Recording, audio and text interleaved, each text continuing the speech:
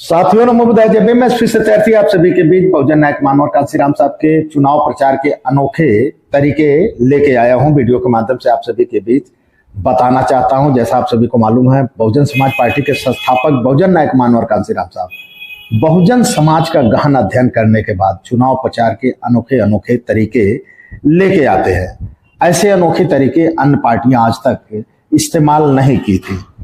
वैसे उनके तरीके बहुत अलग हट के थे। सबसे पहले उन्होंने चुनाव प्रचार के लिए साइकिल का इस्तेमाल किया।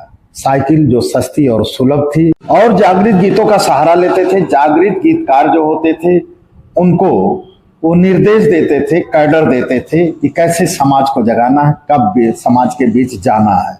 तो जागृत गीतों के माध्यम से बहुजन समाज की दिशा और दशा और बहुजन महापुरुषों का विचारधारा, मानवर कांशीराम साहब की विचारधारा गीतकार गीतों के माध्यम से बता करके बहुजन समाज का मनोरंजन भी करते थे और प्रचार भी हो जाता था।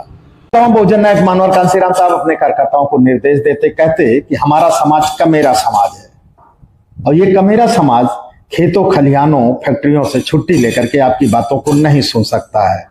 इसलिए आप उनके बीच ऐसे समय में जाइए जब वो छुट्टी लेके घर आ जाता है।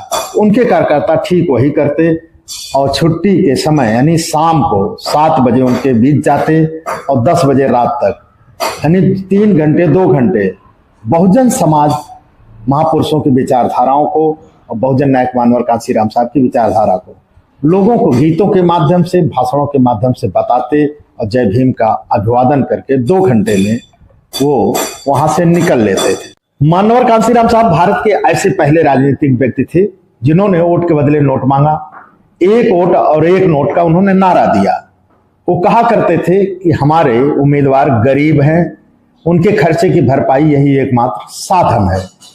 जब चुनाव होता और लोग फोल्ड करके 10 और 5 रुपए को नोट उनको देते तो काउंटिंग करके वो उम्मीदवारों को दे देते थे।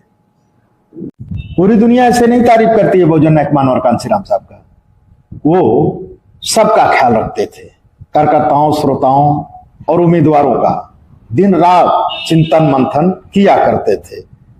वो जानते थे कि हमारा समाज कमेरा समाज है और इसे उस लोगों के सामने खड़ा करना है, स्टैंड करना है जो सदियों से गुलाम बनाए हैं, जो सरकार में हैं और धन और बल में हैं।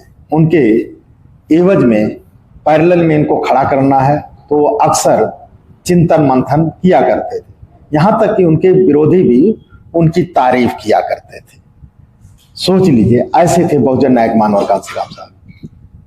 कम समय में समाज को जगा करके सत्ता के गलियारे में शक्ति का एहसास लोगों को करा करके ताकत दी, हिम्मत दी, हौसला दिया और कहा यही हौसला आपको आगे ले जाएगा।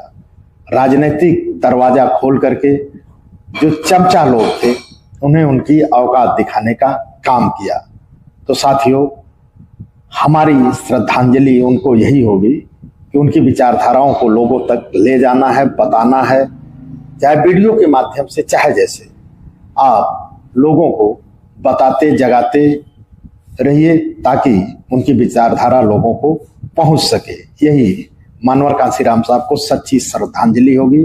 साथियों, यदि हमारी वीडियो देख रहे हैं तो आप चैनल को सब्सक्राइब कर लीजिएगा, लाइक करिएगा, कमेंट जरूर करिएगा और हो सके तो शेयर कर दीजिएगा, क्योंकि शेयर ही बहुजन नायक मानवर कांशीराम साहब को सच्ची श्रद्धांजलि होगी।